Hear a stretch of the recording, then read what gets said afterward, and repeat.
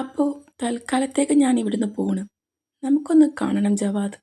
ഇപ്പോൾ നീ എനിക്ക് തന്നൊരു സമ്മാനമില്ലേ, അതിന് തിരിച്ച് നല്ലൊരു സമ്മാനം ഞാൻ തന്നില്ലേ? ഞാൻ ഈ അസ്കർ സാറിൻ്റെ പേരിൽ നിലകൊള്ളുന്ന കോളേജിൽ പഠിക്കുന്നതിൽ അർത്ഥമില്ലാതാവും. ഐറയുടെ ഡയലോഗ് കേൾക്കെ ഒന്നും മനസ്സിലാവാതെ റീനു ഐറ പോയ വയ്യെ നോക്കി നിന്നു. പെട്ടെന്ന് ശാസിക്ക ഐറ ഡയലോഗടിച്ച ചെക്കൻ്റെ കോളറിൽ കയറി പിടിച്ചതും റീനു ഞെട്ടലോടെ അവരെ നോക്കി. പന്ന പുന്നാര മോനെ, അവൾ എൻ്റെ പെണ്ണാ, ഈ ഷാസിൻ്റെ പെണ്ണ്. അവളുടെ നേരെ നിൻ്റെയോ നിൻ്റെ ഈ വൃത്തികെട്ടവന്മാരുടെയോ കണ്ണ് പോയെന്ന് ഞാൻ അറിഞ്ഞ പിന്നെ നിങ്ങളൊരൊറ്റൊന്നും രണ്ട് കാലിൽ എഴുന്നേറ്റ് നടക്കില്ല. കണ്ട പെൺപിള്ളേരോട് മോശമായിട്ട് പെരുമാറിയാൽ തന്നെ നിങ്ങൾക്കിട്ട് ഞാൻ പൊട്ടിക്കാറുണ്ട്. അപ്പോൾ എൻ്റെ പെണ്ണിനോട് കളിച്ചാലുള്ളത് ഞാൻ പറയണ്ടല്ലോ അല്ലേ? അങ്ങേരുടെ കോളറൊക്കെ ഒന്ന് റെഡിയാക്കി നെഞ്ചിൽ ചെറുതായി ഒന്ന് തട്ടി ശാസിക്ക പറഞ്ഞതും അങ്ങേരൊന്ന് പുച്ഛിച്ച് ചിരിച്ചു. അവൾ നിൻ്റെ പെണ്ണാന്ന് അറിഞ്ഞിട്ട് തന്നെയാ അവളെ പരിചയപ്പെടാൻ ഞാൻ ഇവിടെ വന്ന് നിന്നത്. പക്ഷെ നിൻ്റെ പെണ്ണിന് അഹങ്കാരം. അവൾ എന്നോടൊന്നും മിണ്ടുന്ന പോലുമില്ല. അതെനിക്ക് സഹിച്ചില്ല. സാരമില്ല, ഇനി അങ്ങോട്ട് ഒരുപാട് ദിവസം നീണ്ടു നിവർന്ന് കിടക്കുമല്ലേ. ഈ ജവാദ് വിശദമായിട്ട് അവളെ ഒന്ന് പരിചയപ്പെടുന്നുണ്ട്. അർത്ഥം വെച്ചവൻ ചിരിച്ചു പറഞ്ഞത് കേൾക്ക് റീനു അവനെയും അവൻ്റെ ടീമിനെയും അടിമുടി നോക്കി. അപ്പോൾ താൻ കാത്തിരുന്ന ഡെവിൾസിൻ്റെ എതിർ ടീമായ 50 ഇവരാണോ എന്ന പോലെ. നീ അവളെ പരിചയപ്പെടും. അവൾക്കടുത്തേക്ക് നീ പരിചയപ്പെടാൻ ചെന്ന ചെരുപ്പൂരിയവൾ നിന്റെ മോന്തായം കലക്കും. ഷാസ് ജവാദിനെ പുച്ഛിച്ച് അവിടുന്ന് പോയതും ഒരു തല്ല് നടന്നില്ലല്ലോ എന്ന സങ്കടത്തിൽ എല്ലാവരും അവിടുന്ന് പിരിഞ്ഞുപോയി. റീനു ആടിപ്പാടി ക്ലാസ്സിലേക്ക് ചെന്നപ്പോൾ ദേ അർഷിക്ക ക്ലാസ്സിൽ. പഠിച്ചോനെ, പെട്ട്. ക്ലാസ്സിൽ കയറാതെ മുങ്ങിയാലോ എന്ന് വിചാരിച്ച് തിരിഞ്ഞു നടക്കാൻ തുടങ്ങിയ റീനു അർഷിയുടെ വിളികൾക്ക് ഇഴിച്ചോണ്ട് അവനെ തിരിഞ്ഞു നോക്കി. എന്താ സാറേ? 100 വോൾട്ടിൻ്റെ പുഞ്ചിരിയോടെ പല്ല് മുഴുവൻ പുറത്തു കാട്ടി ഇളിച്ചവളെ കാണെ അർഷി കണ്ണുരുട്ടി. ഇന്നും ലേറ്റാണല്ലോ താൻ. തന്നോട് ഞാൻ നേരത്തെ വരണം എന്ന് പറഞ്ഞതല്ലേ? അത് പിന്നില്ലേ, ഞാൻ നേരത്തെ വന്നതാ. പക്ഷേ താഴെ തല്ല് കണ്ടപ്പോൾ അവിടെ നിന്നുപോയി. അർഷി ഗൗരവത്തിൽ നിൽക്കുകയാണ്. റീനു സൈക്കിളിൽ നിന്ന് വീണ ഇളിയുമായി അർഷിയെ നോക്കുവാണ്. താഴെ എന്തടിയാണാവോ നടക്കുന്നേ? അത് പിന്നെ ഷാസിക്കയും ജവാദും തമ്മിൽ ഐറനെ ചൊല്ലി വാക്കുതർക്കായിരുന്നു. സോ നിന്റെ ഐറനെക്കുറിച്ചല്ലേ പറയുന്നേ എന്നോർത്തു ഞാൻ അവിടെ നിന്നു. നിന്നെ പറഞ്ഞിട്ട് കാര്യമില്ല. നീയൊന്നും ഒരു കാലത്ത് നന്നാവില്ല. ക്ലാസ് കയറിപ്പൊടി. അർഷി കലിപ്പിട്ടതും റീനു ഓടിച്ചെന്ന് ഐറക്കടുത്തിരുന്നു. ഐറയുടെ മോന്ത കടന്നൽ കുത്തിയ പോലെ വീർത്ത് കിടക്കുന്നുണ്ട്. ജവാദിനോടുള്ള ദേഷ്യമാണിത്. ഡിയേ, നിന്റെ ആദ്യം നിനക്ക് വേണ്ടി അടിച്ച ഡയലോഗ് ഉണ്ടല്ലോ, വേറെ ലെവല്. എന്നെ അങ്ങാനായിരുന്നു അങ്ങേര് പ്രേമിച്ചിരുന്നെങ്കിൽ ഞാൻ അപ്പം തന്നെ കണ്ണും പൂട്ടി യെസ് പറഞ്ഞേനെ.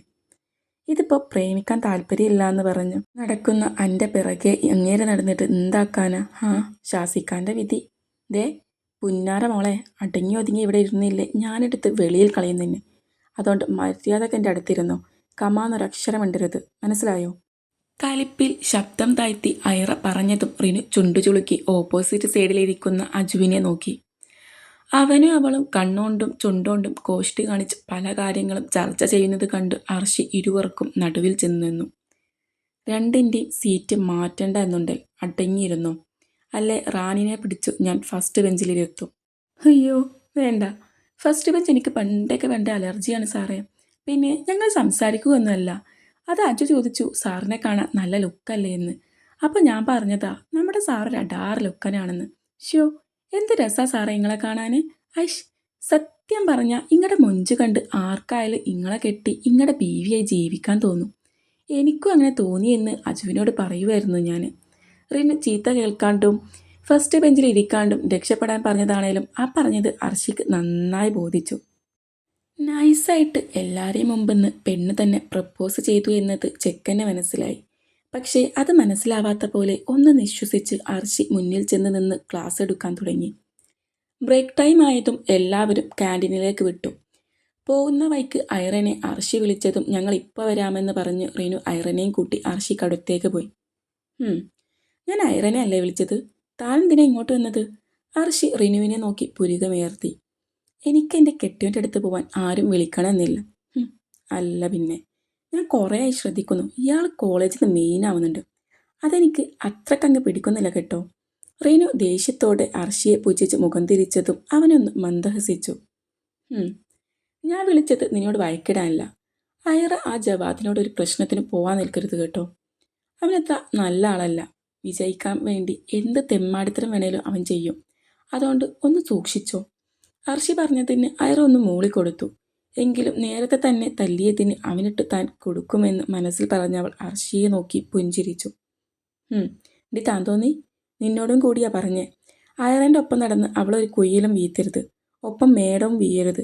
നീ ആയോണ്ട് പറയാൻ പറ്റൂല. തല്ല് കാണാൻ പൂതിയായിട്ടാ പറഞ്ഞു ഐറനെ പിരികേറ്റി ജവാദുമായിട്ട് തല്ലിന് വിടും. അതുകൊണ്ട് പറഞ്ഞതാ. ഇങ്ങനെ കണ്ണുരുട്ടി നോക്കി പേടിപ്പിക്കല്ല പെണ്ണെ. അർഷി റിനുവിനെ നോക്കി ചിരിച്ചു. പോടാ വട്ടി, ഇനി ഇങ്ങോട്ട് വാ പൊന്നെ പാലെ തേനെ എന്നൊക്കെ വിളിച്ചു. കോളേജിൽ നമുക്ക് പുല്ലുവില. വീട്ടിലെത്തിയാലോ സ്നേഹം കവിഞ്ഞങ്ങൊഴുകൂ. എന്തോരം സ്വപ്നം കണ്ടതാ ഞാൻ. എൻ്റെ കെട്ടിയനാണ് സാറ് എന്നതുകൊണ്ട് ചീത്ത കേൾക്കില്ല. എപ്പോൾ വേണേലും നിന്നെ കാണാം, നിൻ്റെ ഒപ്പം നടക്കാം. എന്നിട്ടോ ഇങ്ങനെ എന്നെ എപ്പോൾ നോക്കിയാലും ചൊറിഞ്ഞോടെക്കും. നോക്കിക്കോ മോനെ, ഇനി ഞാൻ ഇയാളോട് മിണ്ടില്ല. അല്ല പിന്നെ. റിനു അർഷിയെ പുച്ഛിച്ചവിടുന്ന് പോയതും അവനൊന്ന് പുഞ്ചിരിച്ചു. എന്നാ ഞാൻ അങ്ങോട്ട് പോട്ടെ സാറേ. ഐറ അർഷിയെ നോക്കി പുഞ്ചിരിച്ചു. ചെല്ല്. പിന്നെ ഞാൻ സീരിയസ് ആയിട്ട് പറയുക, ശ്രദ്ധിക്കണം. ജവാദിൻ്റെ അരികത്തേക്ക് പോലും നീ പോണ്ട. നിന്നെ ഷാസ് സ്നേഹിക്കുന്നുണ്ട് എന്നറിഞ്ഞതുകൊണ്ട് അവൻ നിന്നെ വേദനിപ്പിക്കാൻ എന്തായാലും വരും. സോ ഒന്നും കണ്ടില്ലെന്ന് നടിച്ച് അവൻ്റെ അടുത്ത് നിന്ന് മാറി നിന്നാൽ മതി. പിന്നെ എന്തുണ്ടേലും എന്നോട് പറയാം. തന്നെ ഇക്കാക്കയുടെ സ്ഥാനത്ത് നിന്ന് ഞാനുണ്ടാകും എപ്പോഴും നിൻ്റെ കൂടെ. അർഷി പറഞ്ഞത് കേൾക്കി ഐറയുടെ കണ്ണുകളൊന്ന് വിടർന്നു. ഇക്കാക്കയില്ലാത്ത തനിക്ക് ഇക്കാക്കയായി ഒരാൾ കൂടെ നിൽക്കാമെന്ന്. വിടർന്ന കണ്ണുകളോടെ ചുണ്ടിൽ നിറഞ്ഞ പുഞ്ചിരിയോടെ ഐറ അർഷിയെ നോക്കി ഒന്ന് മൂളിക്കൊടുത്ത് അവിടുന്ന് നടന്നകന്നു. പിന്നെ ഒന്നും മിണ്ടാതെ മാറി നിൽക്കാൻ. അവൻ ഡി എന്ന് വിളിച്ച് അടുത്തേക്ക് വന്ന എന്താണെന്ന് ചോദിച്ച് അവൻ്റെ മോന്തായം കളിക്കാൻ എനിക്കറിയാം. അവൻ ചൊറിഞ്ഞു വരുമ്പോൾ കയ്യും കെട്ടി നോക്കി നിൽക്കാനൊന്നും എന്നെ കിട്ടുകയില്ല. ജവാദ് എന്ത് പ്രശ്നത്തിന് വന്നാലും മൈൻഡ് വെക്കാതിരുന്നാൽ മതി എന്ന് അർഷി പറഞ്ഞതോർത്ത് ഐറ പിറുപിറുത്തു ക്യാൻറ്റീനിലേക്ക് ചെന്നതും ടീംസ് എല്ലാം കൂടി ഇരുന്ന് ചായ കുടിക്കുന്നു. അത് ശരി, എന്നെ കാത്തു നിൽക്കാതെ എല്ലാം കൂടി ചായ കുടി തുടങ്ങിയല്ലേ? അത് പിന്നെ ഈ ആനക്കുട്ടിക്ക് വിശക്കുന്നു എന്ന് പറഞ്ഞ് ഒച്ചയും ബഹളം ഉണ്ടാക്കിയിട്ടാ. മിസിരി ഐറനെ നോക്കി വിളിച്ചതും അവൾ ആനിനെ നോക്കി. പെണ്ണ് ഐറനെ നോക്കുക പോലും ചെയ്യാതെ പഴംപൊരി വായിലേക്ക് കുത്തി തിരികുകയാണ്. റിനു മുഖം വീർപ്പിച്ചെടുത്തിരിക്കുന്നുണ്ട്. ഐറക്കത് കാണി ചിരി വന്നു. ചിരിച്ചോണ്ട് റിനുവിനെ നോക്കി നിന്ന ഐറയുടെ കയ്യും പിടിച്ചാരോ മുന്നോട്ട് നടന്നതും ഐറ ഞെട്ടി തൻ്റെ കയ്യിൽ പിടിച്ചവനെ നോക്കി. അതം. അവൻ്റെ പേര് അവളുടെ ചുണ്ടുകൾ മന്ത്രിച്ചു. ഷാസ് ഐറിനെയും കൂട്ടി അടുത്തുള്ള ഒരു ടേബിളിൽ ഇരുന്ന് ചായക്ക് ഓർഡർ ചെയ്തു. എന്താ? ഐറ അവനെ കണ്ണുരുട്ടി നോക്കി. ഒന്നുമില്ല, എനിക്കെൻ്റെ പെണ്ണിനൊപ്പം ചായ കുടിക്കണമെന്ന് തോന്നി. നിന്നെയും കുട്ടി ഞാനിങ്ങ് പോന്നു. ഷാസ് പറഞ്ഞത് കേട്ടവൾ ഒന്ന് മൂളി കൊടുത്തു. ജവാദുമായിട്ട് ഇനി ഉടക്കാൻ പോകണ്ട. എന്തുണ്ടേലും എന്നോട് പറഞ്ഞാൽ മതി കേട്ടോ. ഒന്ന് നിർത്തുക ആ ടോപ്പിക്ക്. കുറെ നേരെയൊരു ജവാദ്. അവൻ ആരാ? എന്നെ പിടിച്ചവൻ മൂക്കിൽ കയറ്റുമോ? ആർക്കൊരു പ്രശ്നം ഉണ്ടാക്കാതെ ജീവിച്ചു പോണെ എന്നെ കയറിയവൻ ചൊറിഞ്ഞ ഞാൻ കയ്യും കെട്ടി നോക്കി നിൽക്കണം എന്നാണോ നിങ്ങളൊക്കെ പറയുന്നത്? ശരിയാ, ഞാൻ പെണ്ണാ. അടങ്ങി ഒതുങ്ങി നിൽക്കണം. പക്ഷെ കൂടുതൽ ഒതുങ്ങി നിന്നാൽ കണ്ടവരൊക്കെ കയറി അങ്ങ് ചൊറിയും.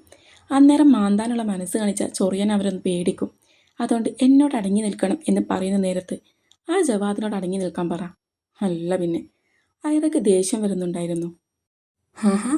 ഇതാണോ റിനു പറഞ്ഞ അവളുടെ പാവം പിടിച്ച ഫ്രണ്ട്?